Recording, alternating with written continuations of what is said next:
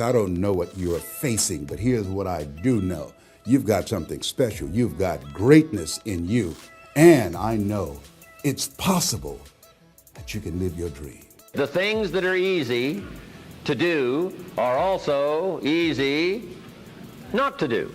That's the difference between success and failure. You should be feeling like there's absolutely nothing you can't accomplish. Nothing, I don't care tests, I don't care what it is. Whatever you're going through in your life, you should feel like you could beat it, all right? The day you become content,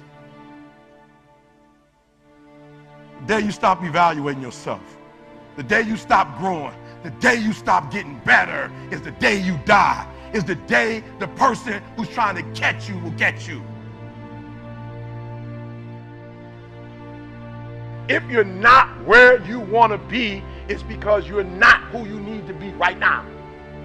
And dreaming and hoping is not going to change your situation. I'm not saying there's anything wrong with dreaming. We'll talk about that. I'm not talking about, not having a vision. You need to have a vision. But listen to me. You are where you are because of who you are.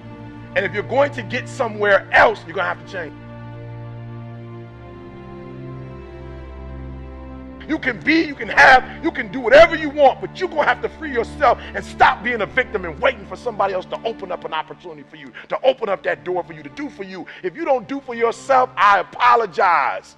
I apologize. I wish they would man up and tell you what they need to tell you. Your boss would say they're sorry. Whoever owes you an apology, but trust me, you might die and never get one. And if you're waiting on that, you might be in a hostage situation for the rest of your life.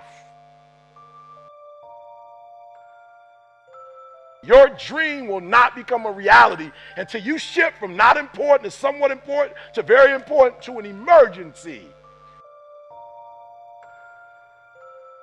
You hear me? Some of you have been knocked out by life and you got up and saw the blood and he hit me. Sometimes in life you have to hit back. It's not always going to be easy. They're not going to give it to you. They're not going to give you success. They're not going to put it on a platter. But if you're willing to work for it, if you're willing to put the sweat, the blood, the tears, if you're willing to earn it, they don't give away Bentleys. They're never on sale. If you want one, you can buy it if you're willing to pay for it.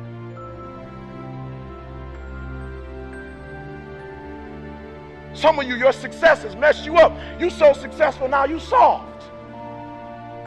Your success has not benefited you. You've not grown as a result of being successful. You've lost your bite. You're not hungry anymore. Your success is damaging you.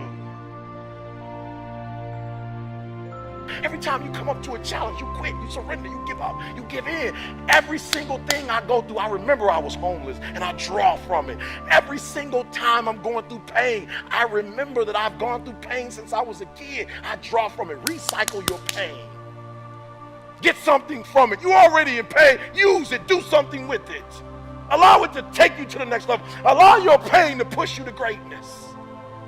I challenge you. I challenge you. I challenge you to be the best you can be.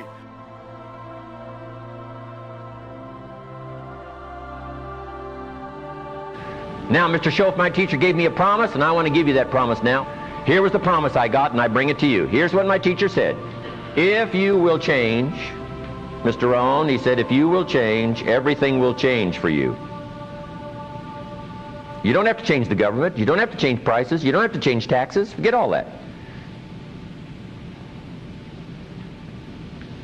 He said, if you will change, everything will change for you. And the first thing you start changing is what? Your philosophy. You start changing your mind. You start changing how you think. You start picking up new ideas and information. Gather new knowledge. Make better decisions about what's valuable. And I'm telling you, if you'll do that, your whole life will change. Your health will change. Your relationship with your family will change. Your ability to cope with challenges and problems will change. I'm telling you, income, promotions, all of it will change. If you will change, it'll all change. If you won't change, it isn't going to change. You can keep your fingers crossed if you want to and hope they'll straighten it out. You can wish for the wind not to blow quite as severe, but I'm telling you, wishing for the wind to change in your favor, we call naive at best. Don't do this any longer. Wish for a better wind. The key is to wish for the wisdom to set a better sail. Utilize whatever wind that blows to take you wherever you want to go. That is the philosophy I picked up at age 25, and it revolutionized my whole life. And here's what I found. I found it was easy.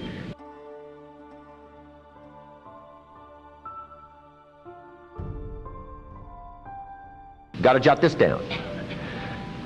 My definition of easy, meaning something I could do. I figure if it's something you can do, it's easy. Now here's a parenthesis. Parenthesis, I worked hard at it. I found something I could do which was easy, but I worked hard at it. I got up early and stayed up late, worked hard that 6 years. But what I did was easy, meaning it was something I could do. You say, well, Mr. Rohn, if it was so easy, how come everybody else around you during that 6 years, how come they didn't get rich? Here's why. It's easy not to. How else would you describe it? That's it. You say, no. For all of the rest of them, it was hard for them and it was easy for you. That's not true. You couldn't debate me on that in front of this intelligent audience. So you've got the choice here today of one of two easies. Easy to or what? Easy not to. I can give you in one sentence how I got rich by the time I was 31. Here it is in one sentence. I did not neglect to do the easy things I could do every day for 6 years. Underline. I did not neglect. That's the key. I found something easy I could do that led to fortune, and I did not neglect to do it. Major reason for not having everything you want in America. Major reason for not having more of what you want in America. More health, more money, more power, more influence, more everything. Major reason why you don't get it. Simple answer. Neglect. Neglect. And here's the problem with neglect. It starts as an infection. And if you don't take care of it, it becomes a disease. And here's what else is the problem. One neglect leads to another. Neglect to do wise things with your money, you'll probably neglect to do wise things with your time. Neglect to do wise things with your time, you'll probably neglect to do wise things with your business. One leads to another, leads to another. Pretty soon, neglect has you by the throat, emptying your purse, emptying your heart, emptying all of your chances for equities and power and all the good things. Neglect. What if you should be walking around the block every day for your good health and you don't? I'm telling you, you're on the wrong track. You should do it, you could do it, you don't do it. That's called formula for disaster. All you've got to do is let that and a few other things accumulate for 6 years, and now you're driving what you don't want to drive, wearing what you don't want to wear, living where you don't want to live, doing what you don't want to do, maybe having become what you really didn't want to become. I'm telling you, that's it. Just neglect along, drift along, and it's got you by the throat. It'll take all your values, leave you with just a little bit of dust in a summer wind, and it'll soon be gone. I hope I said that well. That's it. It's where I found myself at age 25 until my teacher came along and said, Mr. Rohn, up till now you've messed up. Let's see if we can't clean that up, change it all. I did. Changed my life. Not just the money, all the rest of the values that came pouring in when I understood that it was me. It was me. So take the easy approach. This stuff's easy to figure out. Getting rich is easy. I teach it to teenagers. How to be rich by 40. 35, if you're extra bright, this stuff is not difficult.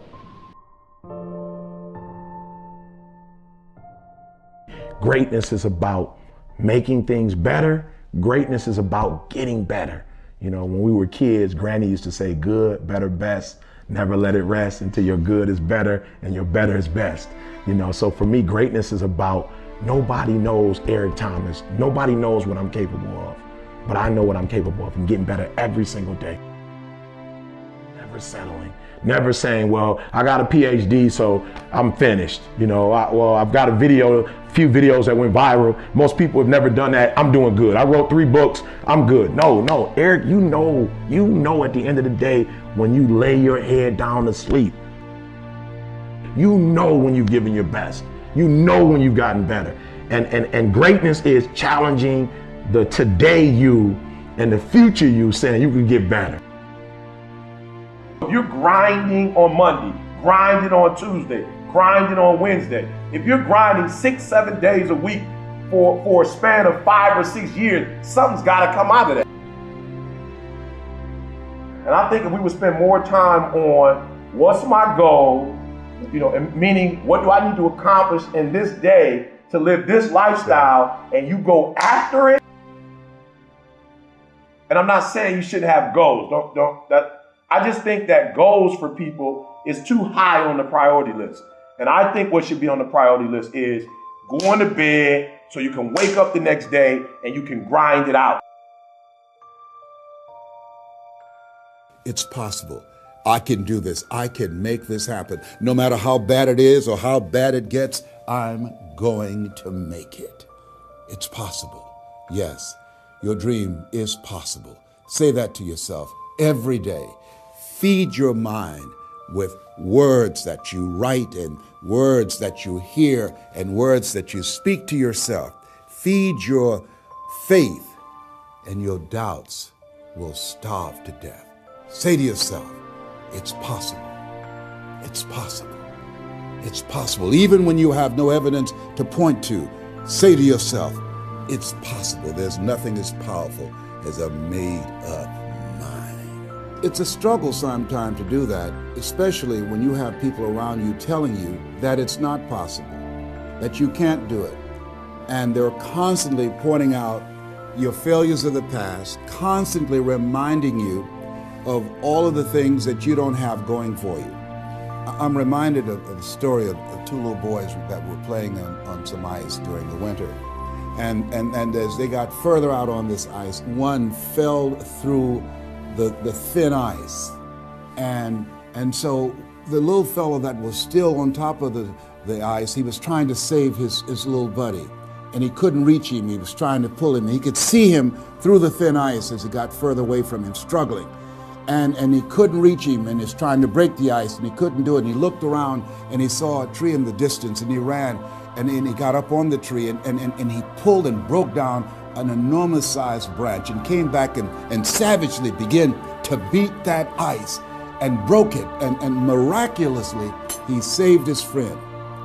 And when the paramedics came, and they were able to revive this little boy, they were scratching their heads. They're trying to figure this out. Said, how could this little pruny fellow go up in a tree and break off a branch this size and then come back and beat and break the ice and save his friend?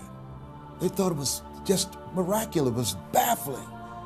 And an old guy who was there said, I can tell you how he did it.